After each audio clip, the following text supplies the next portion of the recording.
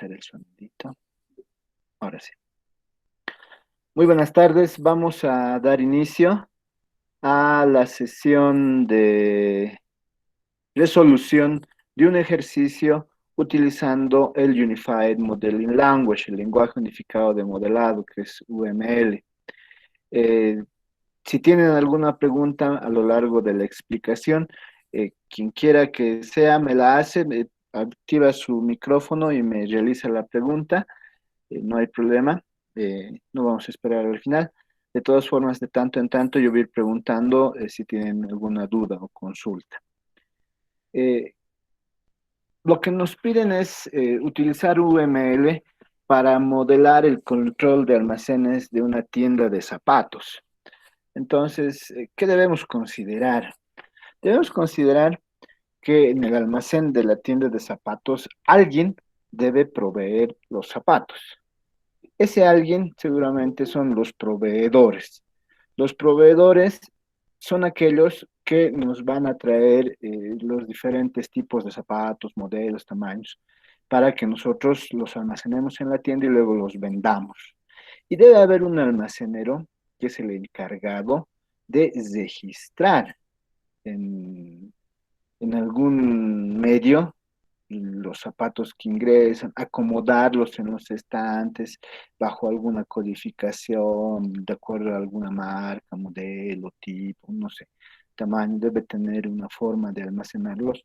Y los que los sacan de ese almacén son los vendedores, los que probablemente busquen una talla de zapato, lo encuentran, lo vayan a ofrecer al cliente y si el cliente se lo lleva, eso se registra como una salida en el almacén. Y si no, seguramente volverá a su posición en el almacén. Entonces, nosotros vamos a tratar de modelar este procedimiento, este proceso muy sencillo del control de almacenes utilizando UML, pero sin dejar de vista lo que es el RUP. Porque habíamos dicho que UML y el RUP van de la mano. O sea, no podemos hablar de uno sin hablar del otro. Una de las características del RUP es que es un proceso que está dirigido por los casos de uso. ¿Eso qué quiere decir? Eso quiere decir que vamos a empezar encontrando casos de uso. No vamos a empezar con los modelos que estaban en el blog. No vamos a empezar por el modelo estructural, luego modelo del comportamiento y finalmente modelo arquitectónico. No, vamos a empezar como dice el RUP que se tiene que empezar y cómo funciona esto de UML. Lo vamos a hacer identificando casos de uso, el diagrama de casos de uso como tal. Entonces, lo primero que hacemos nosotros es lo siguiente. Vamos a identificar actores y casos de uso. Como lo hemos visto, como ustedes han visto, tenemos proveedores, almacenero y vendedores, que son los que van a interactuar con el sistema. El proveedor es el que nos va a traer zapatos, el almacenero es el que va a registrar esos zapatos, el ingreso de esos zapatos seguramente, va a hacer alguna búsqueda en algún momento y va a determinar el stock también. El almacenero es el que en cierto momento también determina el stock de zapatos que tenemos de los diferentes modelos, marcas. Y el vendedor es el que también hace alguna búsqueda, como ya les había mencionado, y es el que va a registrar la salida de algún zapato de almacén, ¿no? Indicando que se va a vender. Entonces, en la descripción que acabo de hacerles, más o menos hemos identificado tres actores, proveedor, almacenero y vendedor, y además hemos identificado sus acciones. Los casos de uso, como hemos visto tanto en el RUP como en UML, representan una acción que el sistema luego va a realizar y que está en relación con estos usuarios. Entonces, vamos a empezar con proveedor. eh, Cuando nosotros dibujamos el diagrama de caso de uso, el actor es un monigote, como el que vemos en la diapositiva, y yo estoy utilizando para hacer estos diagramas una herramienta muy sencillita que se utiliza para miles de usos, que es Dia Software, que te permite hacer estos diagramitas y es la que yo estoy utilizando. No es muy compleja de instalar, es muy livianita y te permite además hacer otros diagramas. Ah, el proveedor, ¿qué es lo que hace? Una vez que recibe eh, una notificación de la tienda, necesitamos estos pares de zapatos de este color, marca, tamaño, qué sé yo. Lo que hace es enviar esos zapatos, envía ese producto, envía los zapatos de acuerdo a la solicitud que le hacemos. Entonces, el proveedor se relaciona por eso con ese caso de uso. Ese caso de uso es una acción, enviar zapato. Y nosotros tenemos que, usualmente se utiliza un rectángulo como el que ustedes observan para delimitar los casos de uso de un sistema. Hay algunas otras herramientas, incluido la de Dia Software, que no les permite dibujar esta delimitación, pero que yo la he puesto de manera didáctica, o sea, simplemente para que ustedes se den cuenta que todos esos casos de uso son los que están dentro del sistema. En algunas otras herramientas no aparece y no es tampoco necesario o obligatorio. Simplemente en este caso es para que se den cuenta que esos casos de uso están dentro del sistema.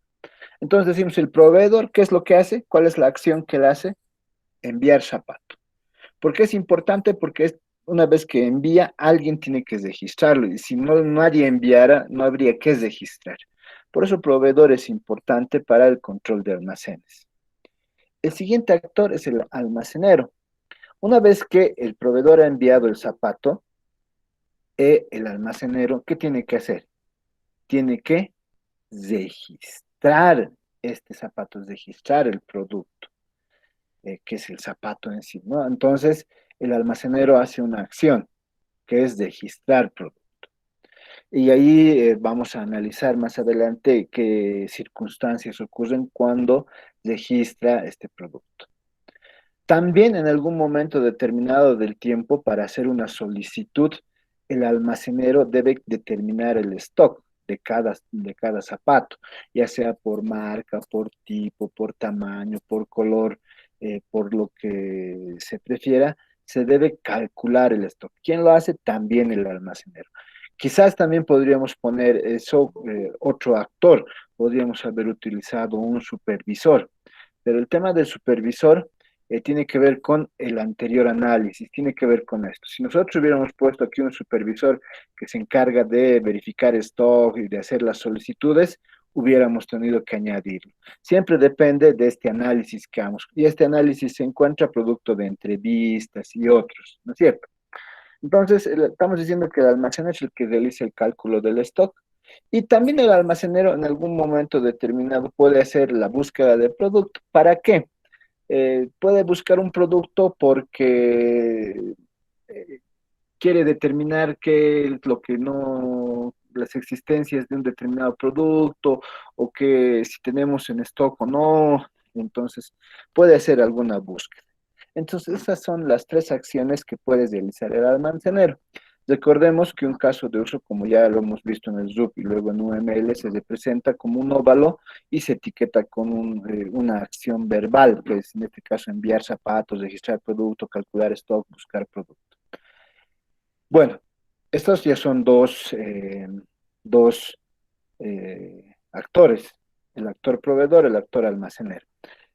Y vamos por el tercer actor, el vendedor. El vendedor también puede buscar producto porque recordemos que en la tienda alguien le va a decir, quiero este modelo en talla 39, color beige, y tiene, entonces el vendedor tiene que hacer una búsqueda de ese producto. Y si el cliente se lo lleva, tiene que registrar la salida del almacén. Recordamos que esto es control de almacenes. En el control de almacenes no estamos haciendo un sistema de control de ventas donde tendría que interactuar con el cliente.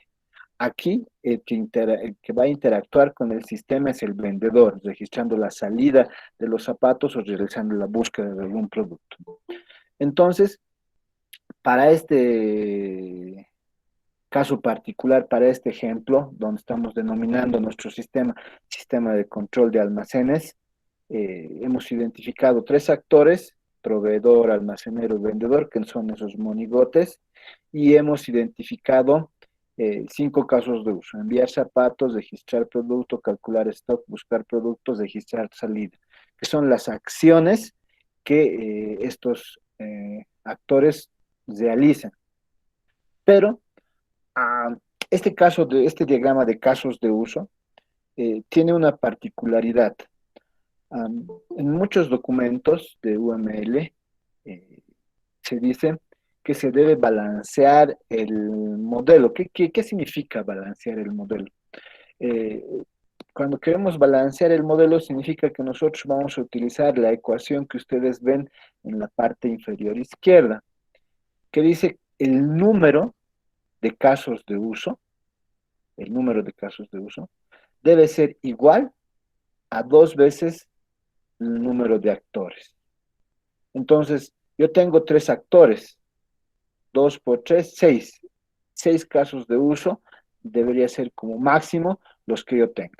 Si ustedes observan, nosotros tenemos enviar zapatos, registrar producto, calcular stock, buscar productos, registrar salida. Por lo tanto, decimos, está bien balanceado. Es más, podríamos agregar incluso un caso de uso eh, que nos podría, eh, que fuera necesario y que podría ajustar mejor la ecuación. ¿De acuerdo? ¿Alguna pregunta hasta aquí? Preguntas, dudas, inquietudes.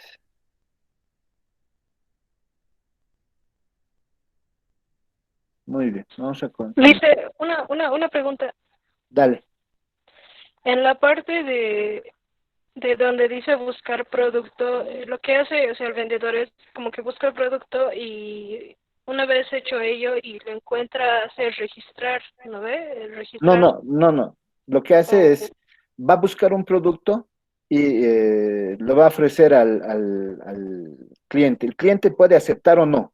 Si el cliente acepta, recién va a registrar la salida. Si no acepta, lo va a tener que devolver al almacén.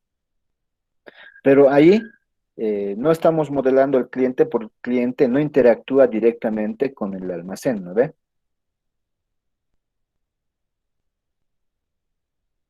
Ok, otra pregunta. Realicen. Sí, Yo dale. tengo una pregunta. Eh, ¿Podría haber dos actores que tengan los mismos casos de uso? Sí, pues aquí tenemos, si tú ves, mira, el Sí. almacenero está con buscar producto y el vendedor, si tú observas, el almacenero está con buscar producto y el vendedor está con buscar producto, Ah, yo. ¿ya? Aquí lo único que nos falta es utilizar, por ejemplo, eso lo voy a mostrar el día de mañana, utilizar algunos estereotipos para otro tipo de relación entre casos de uso o herencia entre actores, pero por el momento es esto. Ya, muy bien, continuemos. El segundo paso es lo siguiente. A partir de este diagrama de casos de uso que tenemos, ¿qué hacemos? Debemos hallar los escenarios. ¿Qué es un escenario? Si ustedes recuerdan, porque lo hemos leído en UML, un escenario es una instancia de un caso de uso. Entonces, el segundo paso, ¿qué es? Para cada caso de uso, se debe redactar un escenario. Este escenario, ¿qué debe contar? Debe contar con un flujo normal y un flujo excepcional, que va a permitir encontrar el diagrama de clases. Es decir, a partir del caso de uso, ¿qué se tiene que hacer? Hallar el diagrama de clases. Estamos hallando casos de uso, el diagrama de clases. ¿Cómo lo hacemos? Para cada caso de uso, redactamos un escenario. Hay dos formas de redactar un escenario. Una, que es una descripción narrativa, como un cuentito, y la segunda es con puntos. Punto uno hace esto, dos hace esto, tres hace esto. Y yo la estoy presentando como una descripción narrativa, como un cuento. El escenario del caso de uso vamos a usar registrar producto. Flujo normal. ¿A qué se refiere el flujo normal? El flujo normal se refiere a que vamos a realizar la acción sin ningún inconveniente, sin ningún problema. Entonces, vamos a describir lo que ocurre cuando registramos el producto, cuando realizamos la acción de registrar el producto, sin ningún inconveniente, sin ningún problema. Por eso el flujo normal dice, el almacenero, una vez que el proveedor ha dejado los zapatos, verifica y registra el código, la marca, el modelo, el tipo, el color y la cantidad de cada zapato que ingresa al almacén. Eso es lo que ocurre en situaciones normales. Pero no siempre ocurre en situaciones normales. Podemos tener los siguientes flujos excepcionales. Los flujos excepcionales quieren decir que son situaciones que presentan algún error, algún inconveniente, alguna falla. El flujo excepcional 1, ¿qué dice? El almacenero al momento de verificar se percata que no coinciden el reporte de existencia, es lo que nos mandan el proveedor, con la marca. Puede haber nos pueden decir, les estamos dando 10 cajas de zapatos Manaco, y no son Manaco, son King Street, por ejemplo. Entonces, no coincide. O el modelo, este es un modelo otoño-invierno, pero el que nos dan es verano. O el tipo, no son zapatos, son botines. O el color, no son negros, son cafés. O la cantidad, no son 10 cajas, son 20. Eh, entonces, ¿qué hace? El almacenero no los registra, porque no coincide, no registra su ingreso. Ya debe haber ahí un procedimiento que se tiene que realizar para hacer la devolución o algo. El segundo flujo excepcional que presenta errores es el almacenero al momento de verificar se percata que existen zapatos dañados. Puede ser que se hayan dañado en el envío, por algún motivo, entonces tampoco registra. Esos son los escenarios de nuestro caso de uso de registrar producto. El flujo normal, cuando todo está bien, sin ningún problema, y los flujos excepcionales cuando existen errores o fallas o inconvenientes. ¿Cuál es la idea? Para preparar el sistema ante cualquier eventualidad. Se debe hallar la mayor cantidad de flujos excepcionales posibles. Un flujo normal, solo cada escenario solo tiene un flujo normal, pero puede tener uno o varios flujos excepcionales. ¿Cuál es la idea? Hallar la mayor cantidad de flujos excepcionales. ¿Para qué? Para preparar al sistema frente a las diferentes situaciones a las que se puede enfrentar. Ahora, ¿qué hacemos con estos escenarios? A cada escenario, su flujo normal y su flujo excepcional, se les realiza un análisis léxico-gramatical para encontrar partículas nominales, es decir, nombres o sustantivos. Nosotros, ¿qué vamos a hacer? Vamos a leer ese escenario, ese flujo normal, ese flujo excepcional, y vamos a encontrar partículas nominales haciendo un análisis léxico-gramatical. ¿Qué estamos buscando? Nombres o sustantivos. Hagamos eso. En el flujo normal decimos el almacenero. Almacenero es un nombre o un sustantivo. Una vez que el proveedor es un nombre o sustantivo, es una partícula nominal. Ha dejado los zapatos.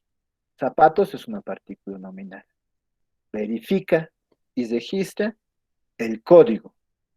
Código es nombre o sustantivo. La marca, nombre o sustantivo. El modelo, nombre o sustantivo. El tipo, nombre o sustantivo. El color, nombre o sustantivo. Y la cantidad, nombre o sustantivo, de cada zapato que ingresa al almacén. Ya no lo pongo zapato porque ya lo hemos considerado en la línea anterior. Ya no es necesario volver a registrarlo. ¿De acuerdo? ¿Qué ingresa al almacén? Almacén no estaba registrado antes y almacén es una partícula nominal. Lo marco.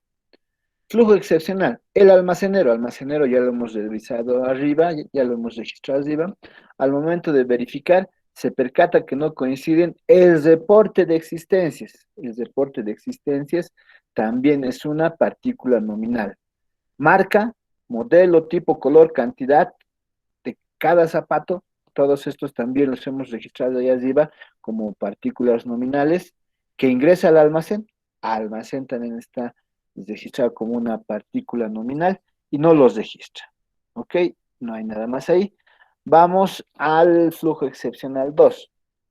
El almacenero, al momento de verificar, almacenero ya hemos registrado, se percata que existen zapatos dañados, zapatos también ya hemos registrado y no los registra. Entonces,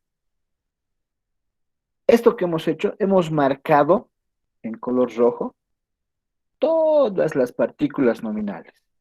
¿Cuáles son las partículas nominales? Nombres o sustantivos. Y estas partículas nominales, ¿cómo las hemos encontrado? A partir de un análisis léxico-gramatical de nuestro escenario. Eso es lo que hemos hecho. ¿De acuerdo? Entonces, lo siguiente que tenemos, ¿qué es? Las partículas nominales que hemos hallado son clases candidatas para la realización del caso de uso. Recuerden que este escenario, ¿viene de qué? Del caso de uso, registrar producto. De este caso de uso viene. Del caso de uso, registrar producto. Y de la explicación que nosotros hemos encontrado en las entrevistas. Viene de registrar producto. De ese caso de uso, que como ustedes ven se relaciona con almacenero, de ese caso de uso que ustedes ven se relaciona con almacenero, nosotros hemos obtenido este escenario. A este escenario, ¿qué le hemos hecho? Un análisis léxico-gramatical y hemos hallado partículas nominales, que son estas. Y estas partículas nominales, ¿qué son? Clases candidatas para la realización del caso de uso. Entonces tenemos almacenero, proveedor, zapatos, código, marca, modelo, tipo, color, cantidad, almacén, reporte de existencias. ¿Qué pueden ser estos? Almacenero definitivamente es una clase, porque podemos identificar atributos y operaciones. Proveedor también es una clase. Zapatos también es una clase, porque ambos tienen atributos o operaciones que podemos identificar. Código es un atributo de zapato. Marca es un atributo de zapato. Modelo es un atributo de zapato. Tipo es un atributo de zapato. Color es un atributo de zapato. Cantidad es un atributo de zapato. Almacén también es una clase. Y el reporte de existencias podríamos, como dices, reporte podría ser un atributo o una operación. Eso lo vamos a decidir más adelante, pero no es una clase. Entonces, ¿qué tenemos? Tenemos 4 clases: almacenero, proveedor, zapatos y almacén. Estas 4 clases, ¿qué hacen? Estas 4 clases van a resolver el caso de uso, registrar producto. Esas son las 4 que vamos a usar para realizar el caso de uso, registrar producto. Y lo mismo tendríamos que hacer para los otros 4 casos de uso, porque son 5 los que hemos identificado. Y seguramente se van a repetir clases y vamos a tener que ir armando en función de las clases que se repiten un diagrama de clases mucho mayor que el que yo voy a presentar. Pero, como este es un ejemplo, lo estamos haciendo solo de un caso de uso. ¿Ustedes qué deben hacer? Deben hacer de cada caso de uso y luego unirlo, porque va a haber clases que se repitan. Se va a repetir seguramente almacenero, proveedor, zapatos, almacén, seguramente en algún caso va a aparecer vendedor, y ya, vamos a ir viendo qué más puede aparecer. Ahora bien, ¿qué debo hacer? Debo dibujar, debo diseñar las clases con la información que hemos encontrado. Es decir, que hemos dicho que es una clase almacenero, proveedor, zapatos y almacén. Como ustedes ven, almacenero tiene atributos y operaciones. ¿Yo qué atributos le he puesto? El menos, ¿qué me dice? El menos me indica que todos los atributos por defecto siempre son privados y todas las operaciones por defecto son públicas. Entonces eso hay que mantener cuando diseñamos las clases con DIA Software. Los atributos tienen que ser privados y las operaciones tienen que ser públicas. Por eso se pone más en las operaciones. También hemos dicho que puede haber clases que no tengan atributos o no tengan operaciones. Por ejemplo, proveedor no tiene atributos, pero sí tiene operaciones. Porque para este problema no me interesan los atributos de proveedor. Almacén, por ejemplo, no tiene ni atributos ni operaciones, porque quizás para este caso de uso no me interesan. Entonces, estas son las clases que hemos identificado. Para almacenero tenemos nombre, que es de tipo string, carnet de identidad de tipo string, dirección de tipo string, turno de tipo string, y tiene dos operaciones. Registrar producto, que es de tipo void, buscar producto de tipo void, que usted sabe porque lo han venido manejando en Java de este primer semestre. Zapato. Tenemos sus atributos código de tipo entero, marca de tipo string, modelo de tipo string, tipo de tipo string, color de tipo string, cantidad de tipo entero y algunas observaciones de tipo string. Todos estos son sus atributos. Y tiene dos operaciones, calcular stock, la estoy poniendo ahí, no la vamos a usar en este diagrama, pero puede tener calcular stock y reporte de existencias que habíamos mencionado de tipo string. Proveedor solo tiene una operación, no tiene atributos, que es enviar producto de tipo void.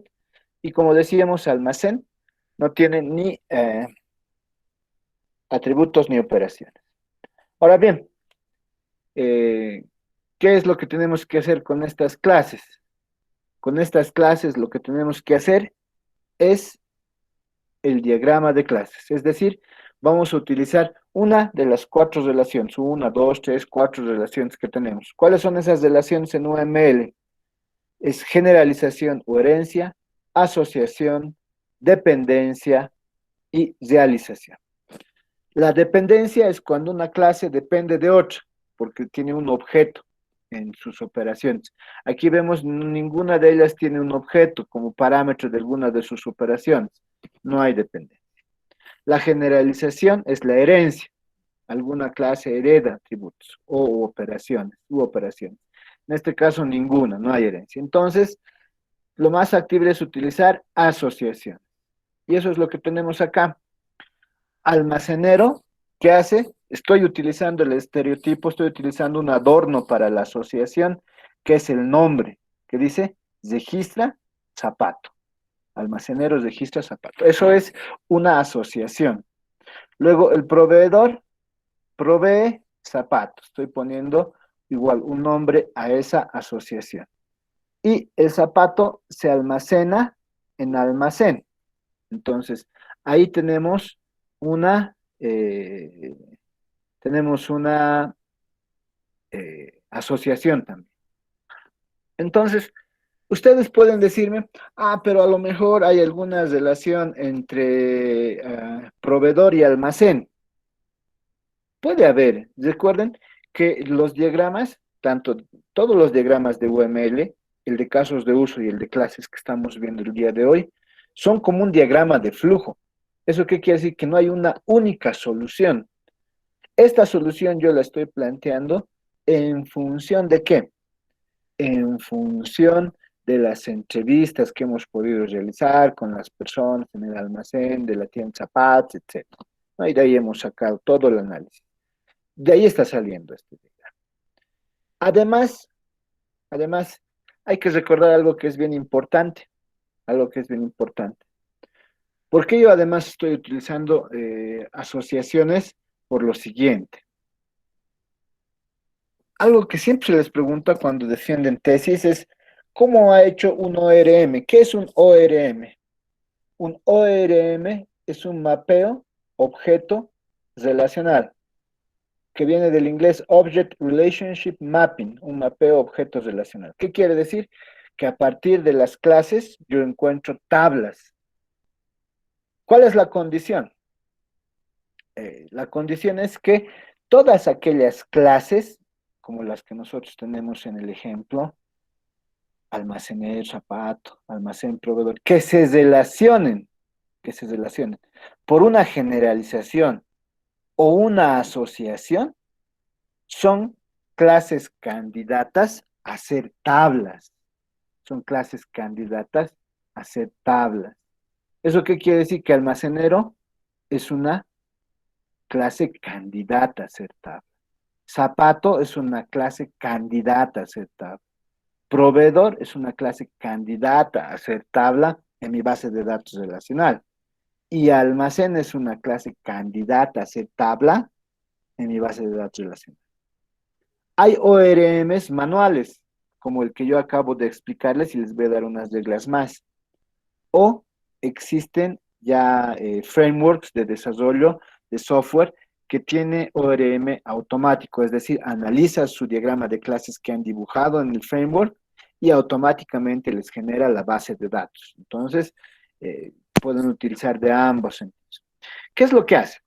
Ustedes se habrán dado cuenta, en 121, cuando han llevado clases, le ponían casi siempre a todo un código. ¿Por qué almacenero no tiene código?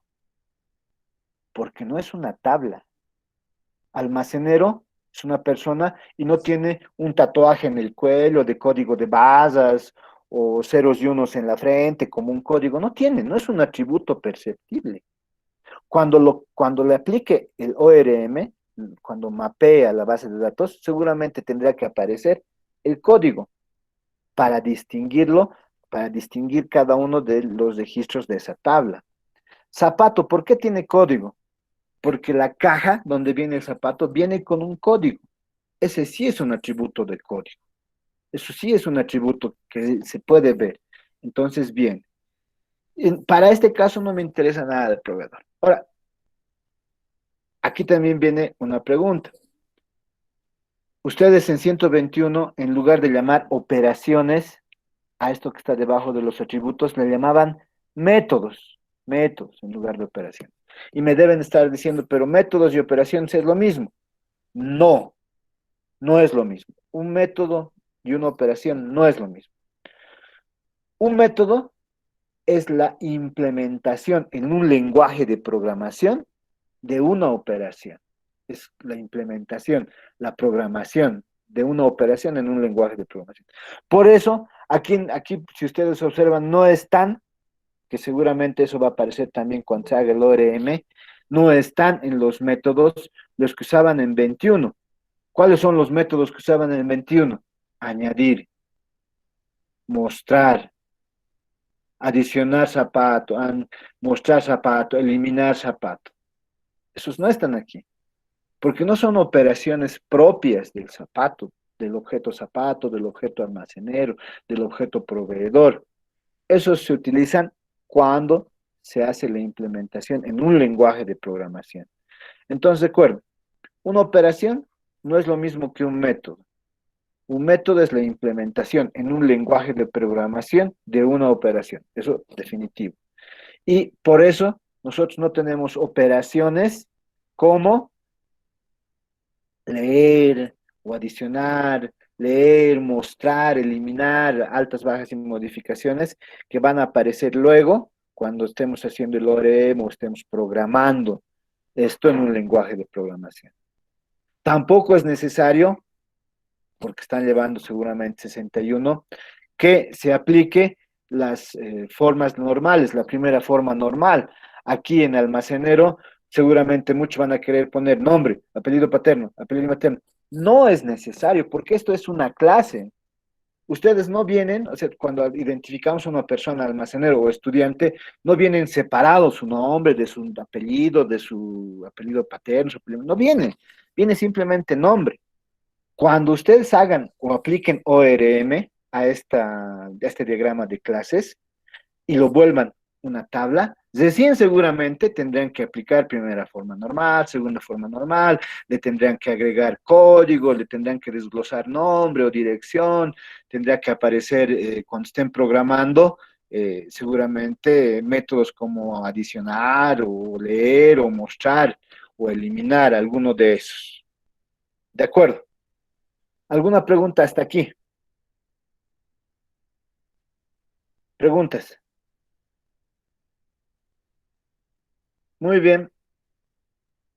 Eh, Este es, nos hemos pasado unos 5 minutos del mínimo que hemos dicho que vamos a utilizar para los videos, que es 30 minutos. Mañana vamos a continuar y si necesitamos una extra, vamos a hacer una extra más. ¿Hay alguna duda hasta aquí? Dudas, consultas, inquietudes. Lice, una Vale. pregunta. ¿Por qué dijo que Almacenero no tiene código?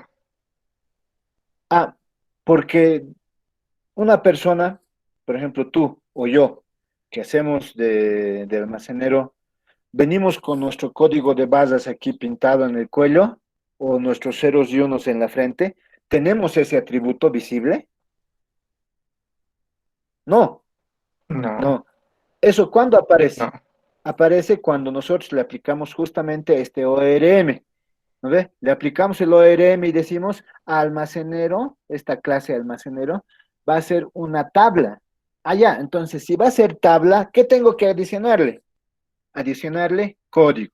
¿Qué tengo que hacer? Desglosar nombre, porque tengo que aplicar la primera forma normal. ¿No ve? Entonces pondré primer nombre, apellido paterno, apellido materno. Eso tendré que hacer. ¿Producto de qué, pero? De hacer un mapeo, objetos relacionales, de hacer un ORM. Ahí recién va a aparecer. Pero en la realidad, cuando nosotros modelamos, no es necesario, porque no tiene en la vida real. ¿Alguna otra pregunta? Vale, vale, gracias, licenciado. Listo, pues. ¿Alguna otra pregunta? Ya, muy bien, para que no se haga muy... Y solo Dime, una pregunta, dime.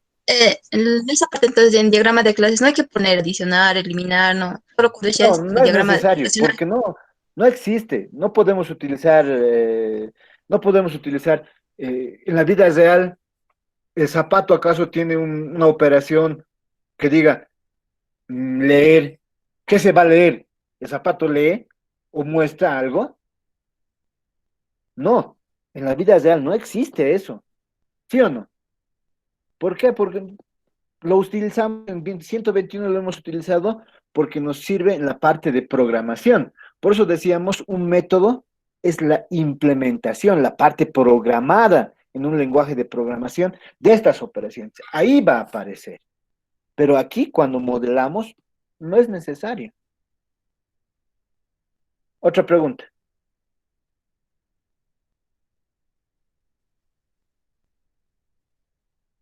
Preguntas. Ya, pues.